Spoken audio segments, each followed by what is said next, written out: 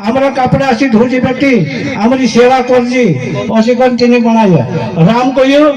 रामपुरी लक्ष्मण कहियो लक्ष्मणपुरी बर्मा कहियो बर्मापुरी विष्णु कहियो विष्णुपुरी सब अपना अपना कामे गया ची कपड़ा धोतली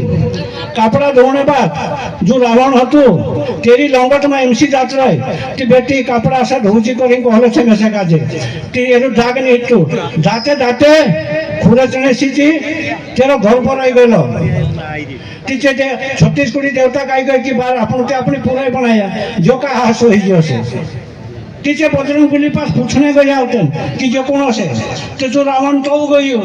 जो तुमरे पुठी नहीं जो पापी कही दे तो संभाल तो है नहीं तो ऐसी बात है महाराज करीन जी गंगा पूजन भी करने पड़े जाई जाई कह कि यहाँ गंगा माया उतरे रहे आपन तो नहीं समझ पड़ते बाकी नहीं आपन धीरे धीरे समझना चाहिए कि वास्तव में गंगा माया का बाबू ने प्रगट कर रहा है खरली बात है। बोलो महाराज जय शिवाय नमा मैं कहीं भी गलत बुलाई जाए तो यार तीसरी मस्तक जोड़ी जय शिवाय नमा।